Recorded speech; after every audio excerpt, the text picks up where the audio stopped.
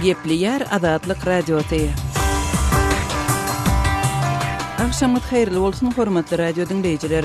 Şuun 2016-njy ýylyň 25-nji marty hepdeniň annyny. Habarlar gündeligimizde Pragadaky studiýadan men Gözel Hudaýberdiýew alyp barýaryn.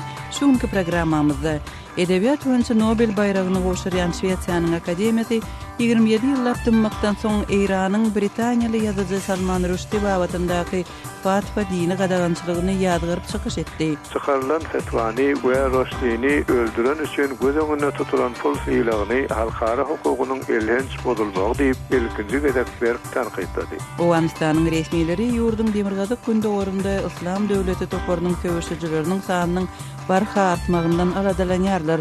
Birinci olarak hududu 250 nafar can şuda bulan elan cihat şuda mutam şuda beraber.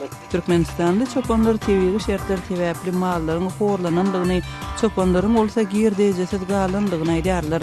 Közenýän çopan gatken, aşonyň gustuny bolsa täzeden çopanlara töletmeli edip her aýlygyndan gudyň puluny tutup galýarlar. Şuň biz bu we beýleki temalarda jekmejek durup geçer. Programmamyzyň esaty bölügini başlamadan ozal täzelikler bilen tanış bolun. Edebiýat boýunça Nobel bayragyny goşurýan Şweýçarýanyň akademiýasy 27 ýyllap dymmakdan soň Iranyň Britaniýaly ýazyjy Salman Rushdie babatyndaky fatwasyny ýagny dini gadagançylygyny ýadgyrdy. 24-nji martda Şweýçarýanyň akademiýasy öz web saýtynda ilkinji edek Rushdie babatyndaky fatwany we onuň ölümi üçin wada berilen pul syýlagyny halkara kanunlarynyň gödek depelenmegi diýip atlandyrdy. Maglumatda fatvanyň Iranyň günbatary bilen geçen ýylda baglaşan ýadro ulalaşygynyň esasynda gatnaşyklaryň kadylaşmagyna hiç bir taýdan gawat gelmeýänligi bellendi. Akademiýanyň ýol başçysy Thomas Wright Iranyň ýadro ulalaşygy we Iranyň 40 çemesi döwlet habar terişdesinde Rushdie'niň ölümi üçin wada berilen pul bayragynyň ýakynda $600.000 çenli artdyrylmagy bilen baglylykda mesele gaýtadan seredilendigini belledi. Iranyň şol wagtky ruhany lideri Ayatollah Ruhullah Khamenei Salman Rushdie'niň Şeytan aýatlary adly kitaby üçin 1989-njy ýylda ony dine şek ýetirmekde aýplady we ony ölüme hökm etdi. Bu ýagdaý Rushdie'ni gizlenmäge mejbur edipdi.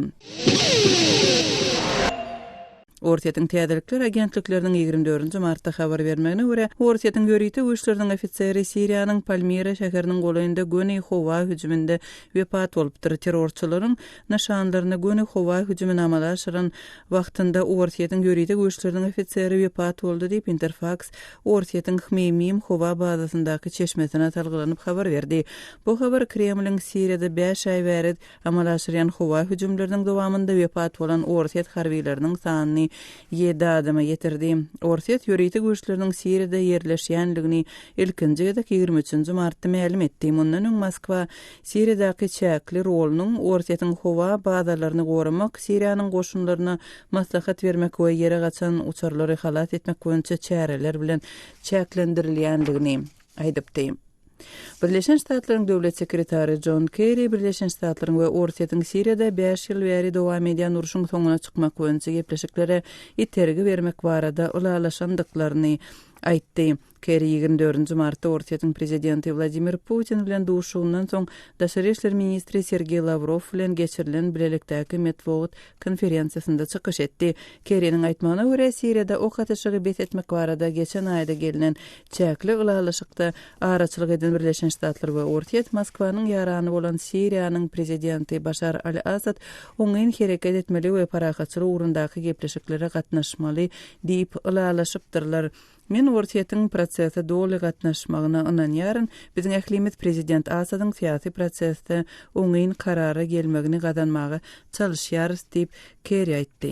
I believe Russia is fully engaged in this effort Şeýlede John Kerry Washingtonyň we Moskwanyň Siriýanyň täze konstitusiýasynyň täze görnüşiniň taslamasynyň awgustda çenli düzülmegi barada ulalaşanlygyny aýtdy. Qazaqstanyň parlamentiniň aşaky öýüniň kanun çykarjylary saýlawlardan soň premier ministr Karim Masimowyň hökümetini saklamak boýunça ses berdiler. 25-nji martda mejlisde geçirilen ses berişlik saýlawlaryň ýa-da konstitusiýon çäredir. Prezident Nursultan Nazarbayev hökümetiň düýpli üýtgedilmegine zerurlyk görmeýänligini aýtdy. 20-nji martda geçirilen saýlawlarda Nazarbayewyň Nur Otan partiýasy sesleriň 82,2%-na eý boldy we parlamentdäki bolgunlaryň köpüsini eýledi. Ýewropada hopsuzlyk we hyzmatdaşlyk guramasynyň synçylary Gazagstandaky saýlawlaryň demokratiýa boýunça halkara standartlaryna golaýlamak üçin entek uzak ýoldan ýöremeldigini aýtdylar.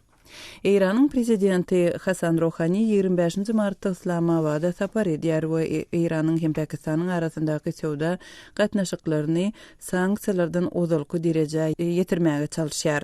Rohani'nin hökümetiň 8 agdaty bilen birlikde Pakistan edýän 2 günlük bu sapary İran'ın döwlet baştutanynyň 24 ýylda Pakistana malaşyrýan ilkinji vizitidir. Pakistan'ın daşary işler ministrliginiň aýtmagyna görä ýepleşikleri İran'ın tebii gazyny energiýa mätäç Pakistan'a aktarmak boýunça hem maslahat edildi. Hormatly radio dinleyijileri, siz günüň täzelikleri bilen tanyş bolduňuz.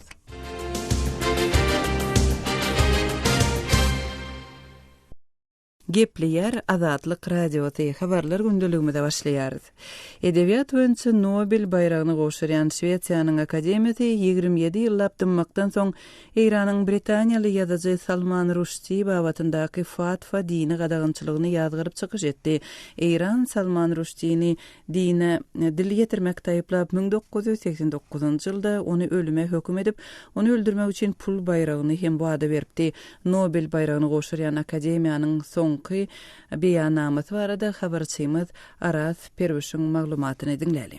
Britaniýaly ýazyjy Salman Rushdie'niň garşysyna İran tarapyndan çykarylan fetwa barada pikir aýtmakdan saklanyp gelen Şweýçýanyň edebiýat boýunça Nobel bayragyny berýän institusiýasy 27 ýyldan soň şeriat kanuny boýunça çykarylan bu ölüm hökmüni ýazgardy. Şweýç akademiýasy 24 Martda öz websaýtynda ýerleşdirilen beýannamasyna çykarylan fetvany we Rushdie'ni öldüren üçin göz öňünde tutulan pul syýlagyny halkara hukugynyň elhenç bozulmagy diýip ilkinji gedek berk tanqytlady. Beýannamada şeýle fetwa öten ýyl İran bilen dünýäniň güýçli döwletleri arasynda gelinen ýadro ulalaşygyna laýyklykda günmatar bilen gatnaşyklaryň kadalaşmagyna hiç bir halatda gabat gelmez diýilýär. Akademiýanyň başlygy Thomas Ryadyň aýtmagyna görä ýadro ulalaşygy we İranyň döwlet tarapyndan dolandyrylýan 40 media neşriniň Rushdie'niň öldürilmegi üçin belirlenen pula golaýda $600,000 koşandyğı sebäpli akademiýa Rushdie'niň meselesine täzeden garapdyr.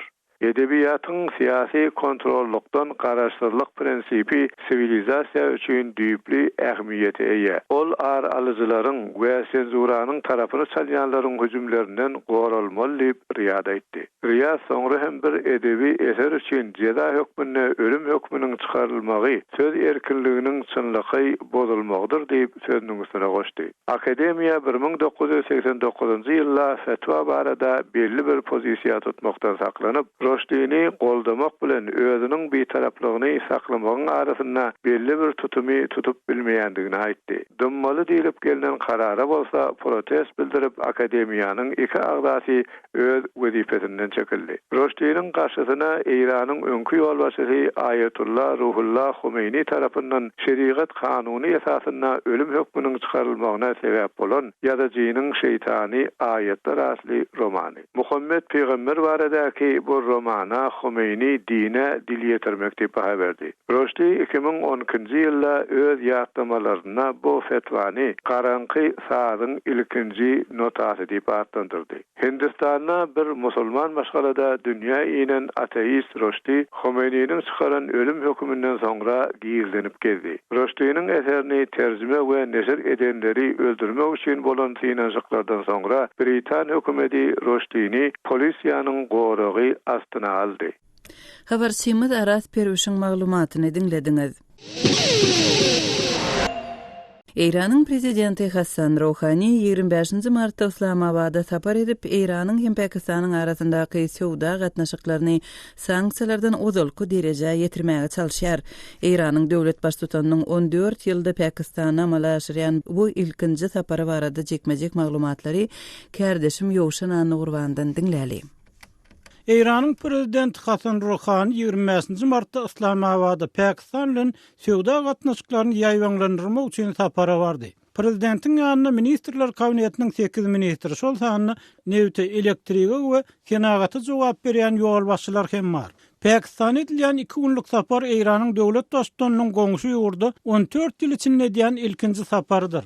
Pakistanyň Daşary işler ministrligi energiýa aşlygyny çekýän Pakistan Eýranyň ady bilen üpçün etmeli. Emma uzak güýjgen geçirji barada gurulunyň gepleşiklerde esasy mesele boljakdygyny aýtdy. Rohanynyň sapary Tehranyň ýadara programmasy sebäpli Eýrana garşy giýrilen halkara ykdysady sanksiýalar ýanwar aýyna ýatyrylanydan soňra bolup geçýär. Sanksiýalar bilen bagly çäklendirmeler geçirjiniň Pakistan tarapyndaky 800 kilometrine derur bolan maliýe gollugynyň tapylmagyny kynlaşdyrdy. Şeýle-de Tehranyň ýadra ambisiýalary bilen bagly aladalar sebäpli Washington bu proýekde ýyllap garşy durdy. Eýranyň Islamabaddaky ilçisi Seýid Abbas Badirfar iki tarapyň 5 ýyllyk strategik söwda planyna gol çekmekçidigini, bu aralaşygyň Karachi we Çabahar portlarynyň arasyndaky etken mal söwdasynyň derejesini üzül kesil ýokarlandyrjakdygyny aýdýar. Pakistan Eýrandan alýan elektriginiň hem möçürini artdyrmak, ýagny häzir kalýan 75 megawat çemes toguny 3000 megawat ýetirmek isleýär diýip ol sözüniň üstüne ýetirdi. Metduatda getirilen statalardan çen tutulsa Eýran resmiýetleri bu saparyň dowamyny Tehranyň regional başçysy Saud Arabistan bilen aradaky dartgynlyklar Pakistanyň bu karada araçy bolmak ähtimallygy barada hem maslahat ederler. Eýranyň prezidenti 26 martda prezident Mamnun Huseyn we premier minister Nawaz Sharif bilen nuşdar. Şeýle-de Rohany Pakistanyň alymlarynyň we intellektuallarynyň öňüne çykyş eder. Rohany bu saparyň öňü sirasynda goňşular we islam dünýäsi bilen konstruktiw, ýagny gurucu gatnaşyklar biziň daşary syýasatymyzyň ileri tutulýan meselelerini sanygyna dogurdy. Pakistan adatçy Birleşen Ştatlar we Sünniler tarapyndan dolandyrylýan Saud Arabistany şaýlaryň ýolbaşçylygyndaky Eýranyň baş bäsleşi bilen ýakyn gatnaşyk saklaýar. Şol wagtda Pakistan bilen Eýranyň arasy köplenç gowdal. 1980-nji ýyllarda Islamabad we Tehran Owganistanyny Sowet goşunlaryna garşy söwüşýän dürli toporlary gollady. Eýrany hasap almasaň, imkan şaýylatly Pakistan Owganistanyny biraz soň berk liniýaly Sünni Taliban hereketini gollady. Tehran Eýran topraklaryna gurnulan ganly hüjümlerde Pakistanyňky Al-Qaida ýyltewli jeňçileri ýöneldi. Emma geçen ýyl Islamabadyň Ýemenne Saudlaryň ýolbaşçylygyna şaýy hütüp fitneçilerine garşy hüjüme goşulmakdan üýde görmek Eýran bilen aradaky gatnaşyklary deň agramlaşdyrmaga kömek etdi. Pakistan resmiýetleri ýanwarda Eýran bilen Saud Arabistanyň arasynda ýitileşen dartgynlyklary gowşatmakda araçylyk diplomatiýasyny ulandylar. Pakistan şu ýyl Saud Arabistanyň ýolbaşçylygyna musulman dünýäsinde terrorizme garşy göreş boýunça halkara harby koalisiýa goşulmaga razy boldy. Emma bu ýaranlyga esker goşmady. Eýran we onuň regional ýarany Siriýa bu inisiatiwa goşulmaýar. Kärdeşim Ýowşan Any Gurbanyň maglumatyny dinlediňiz.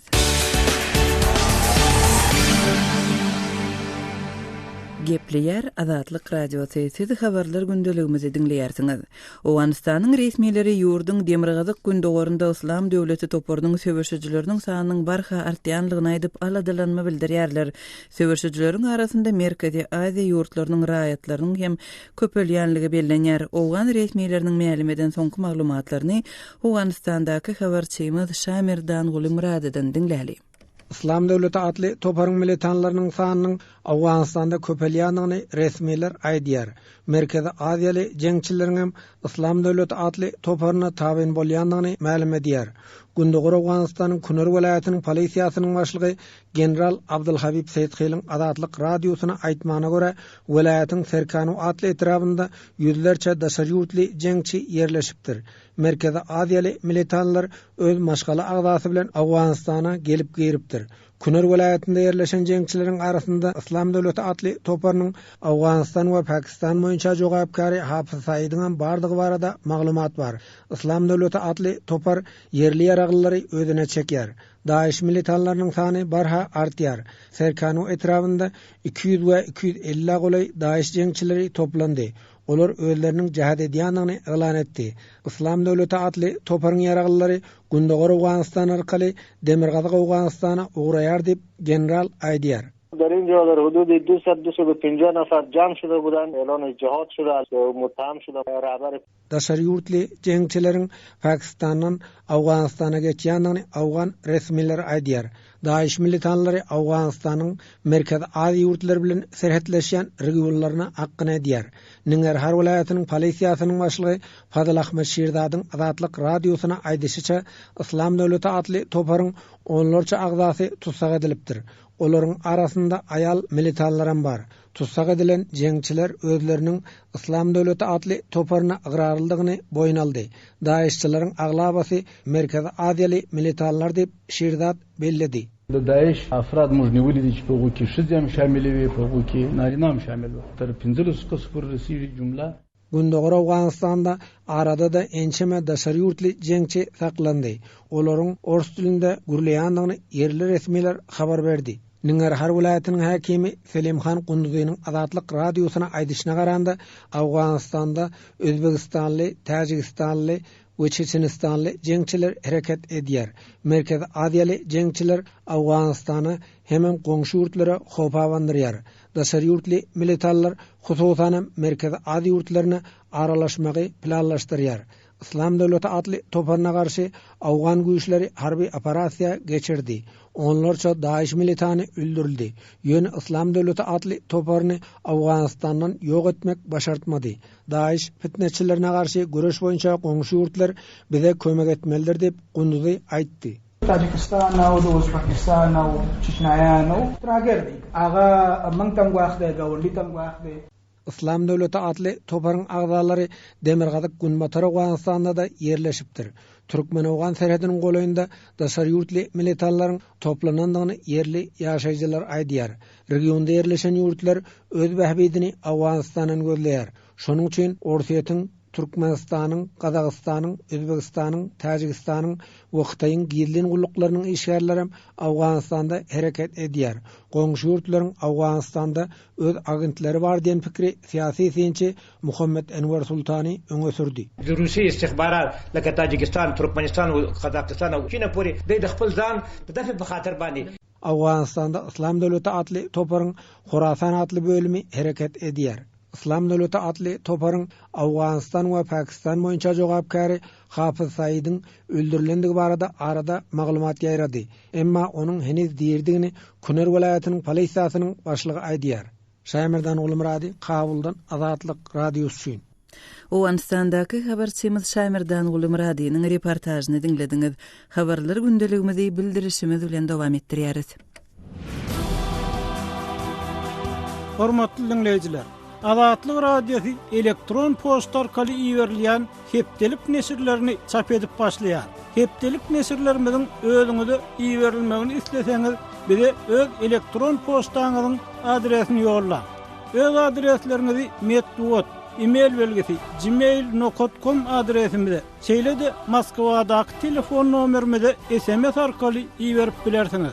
Telefon nomerimiz 7-926 236 04 55. Telefon nomerimizi gaýtalaýaryn. 7-926 236 04 55. Azatlyk radiosynyň elektron posta arkaly iýerýän hepdelik nesirlerine ýazylmagy gijikdirmä.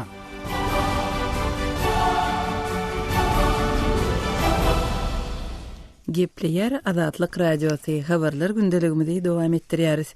Türkmenistanda medisina hyzmatlary üçin ýatyşlandyryş şertnamasy esasynda niýataglara ardan bahadan berilmegi niýetlenýän dermanlaryň gyt bolanlygy barada maglumatlar gowşýar. Hususan Daşgabatyň dermanhanalaryna ýeňilleşdirilen bahaly dermanlaryň sanawyna girýän dermanlaryň köplençi ýokdugy aýdylýar. Biz bu ýagdaýyň jekmejekleri we sebäpleri bilen gyzyklanyp Aşgabatdaky habarçymyz Sultan Atçylowadan gurrun vermegi soradyk. Sultan daýda soňky wagtda strahowka boýunça ýatyşlandyryş şertnamasy boýunça ýylata berilýän dermanlaryň gytalyp barýanlygy barada maglumatlar gowşýar. Şol dermanlary ýazdyrmakda kynçylyk barmy ýa-da olaryň aptekda bolmagyna degişli problemalar barmy? Gödelşi soňky wagtlarda şu saglyk ýatyşlyk strahowany bilen berilýän dermanlar, ýeňillikli berilýän dermanlar doğrudan tapdyranok. Näsaglar üçin şonu tapyp almak Aşgabat şäher boýunça gatly kynlaşdy. Şolar esasan şu dermanhanalarda ýok, şolar tapylanok. Ýöne egerde sen näsaglap lukmany ýüzüpden alatyňda käbirine şonuň resept ýazyp berýärler.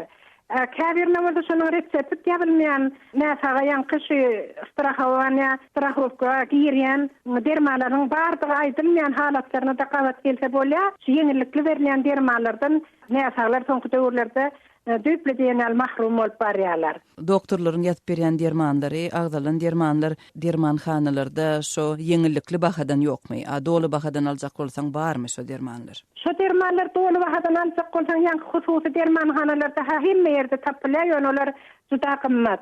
Onun da şu döwlete degişli dermanhanalara baranyňda iki bölüm bolýar. Biri reseptli bölüm diýilýär, bölekden dolu bahadyna satylýan bölüm. Şonda şu reseptini uzadanyňda reseptini bölümde şu derman häzirlikçe ýok, başga apteklere göräýin, başga dermanhanalary göräýin, häzir şu bizde ýok diýilýär. Ondan soň garip gatlaryndaky dolu bahadyna satylýan bölüme barsaň bolsa şu derman tapdyrýan wagtdan bolýar.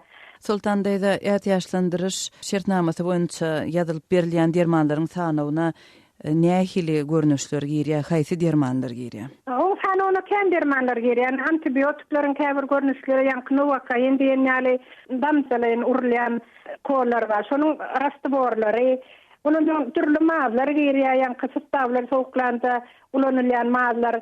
Indi men haşyny özümden mysal alanymda şu ýakynda men şu sytdawlaryň sowuklamasy üçin ulanylýan Viprasal diýen mazy ýazdyryp aldym, şu resepte girýär. Mazy men şäheriň apteklerinden tapmadym. Ana şu birinji meniň ýüzüňiz bolan kynçylygym.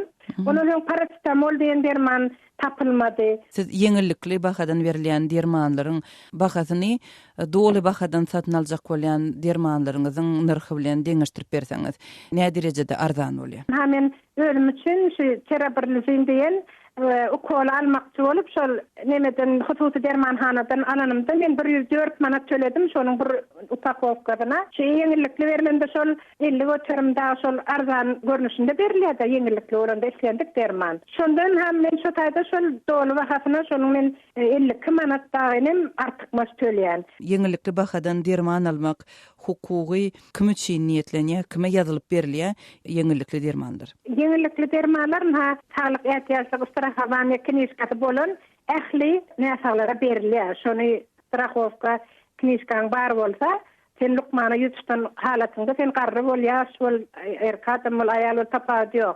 Şol berilýär. Ýöne şonuň sanawy bar, şoň reseptge girýän dermanlar var, girmeýän dermanlar var. Ýazylyp berilen dermanlaryň apteklerde, döwlet aptekalarynda tapylmaýanlygynyň sebebi bilen gyzyklanyp gördüňizmi? Näme diýerler? Apteklerde nähili jogap berýärler? Şonu dermanhanalar bir ullakan düşündirip duranok, bizde ýok, başga dermanhanalary göräýin diýerler. Gelen okşu häzirlikçe näçe gelen ok diýip jogap berdiler. Ondan soň men sağlyk öýünde şu bölüm müdirine ýetdim. Näme üçin wagt ýitirip resept ýazýaňyz? Eger de şu dermanlar satywda ýok bolsa, dermanhanalar bilen baglanşykly bolmaly, bilmeli. Diýsem, şol maňa häzir şol Tenekar zawody, derman çykarýan Tenekar zawody Türkmenistanda işlän ok, şu Türkmenistanda öndürilen dermanlar häzir öndürilen ok, şonuň üçin satywda ýok diýip maňa düşündiriş berdi.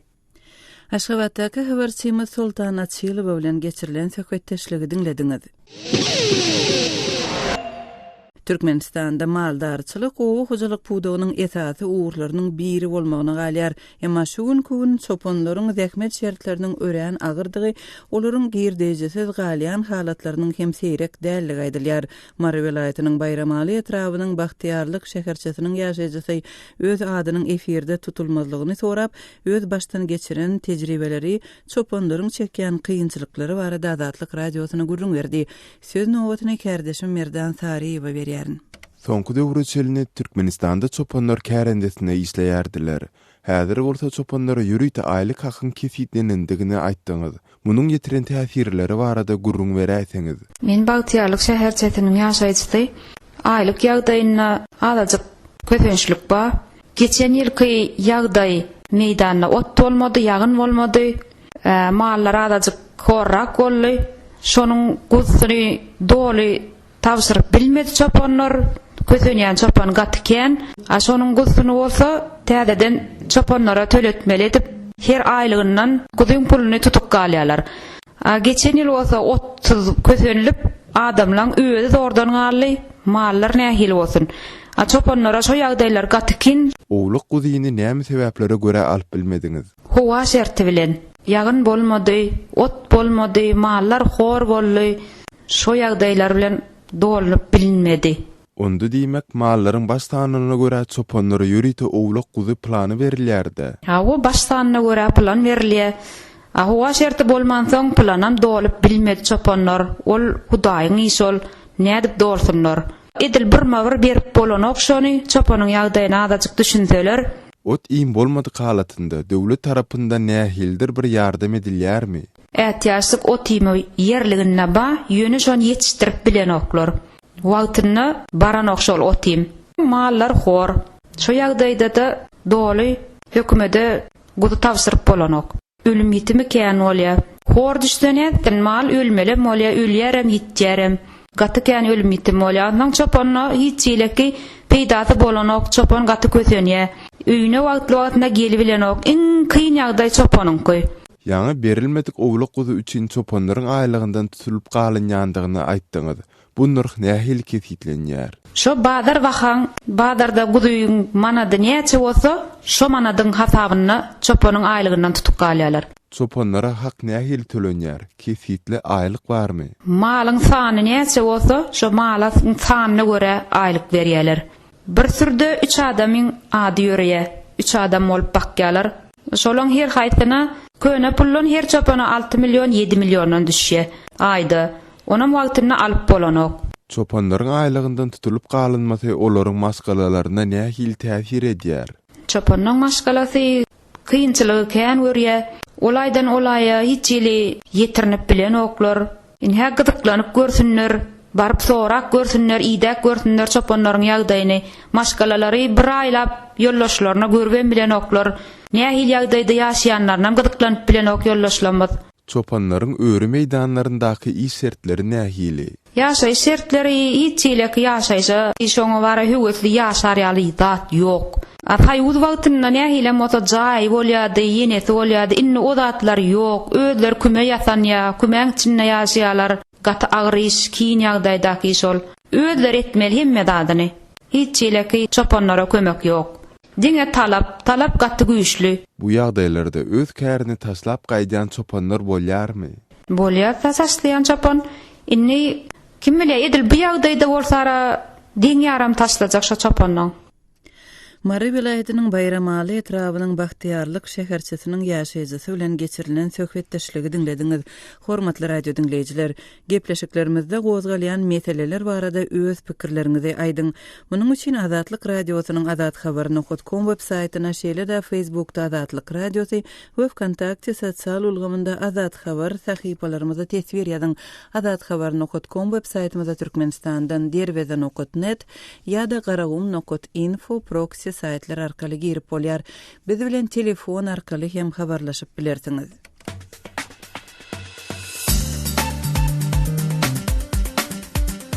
Hormatly radio dinleyijiler, Azatlyk radiosu bilen telefon arkaly habarlaşmak isteseňiz biziň Moskvadaky telefon nomerimize jaň edin. Nomerimiz 7-926-236-04-55. Jaň edeningizde size awtomatik görnüşde gyýtgy bildiriş eşitdiriler. Ondan soň siz öz meseleňizi mälim edip bilersiňiz. Size jaň etmegimizi isteseňiz hökman öz telefon nomeriňizi aýdyň. Biz gyýtgy wagtda siz bilen habarlaşarys. Azatlyk radiosynyň telefon nomeri 7-926-236-04-55. Şu nomere SMS hem ýollap bolýar. Azatlyk radiosy siziň jaňlaryňyza garaşýar.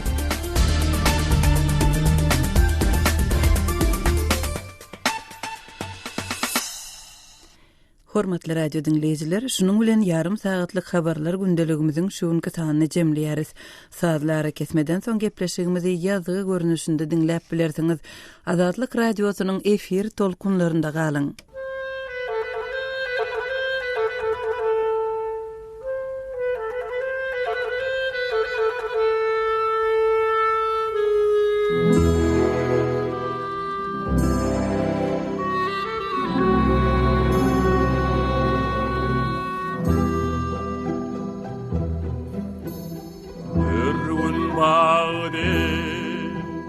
Yanıp köysem bak gele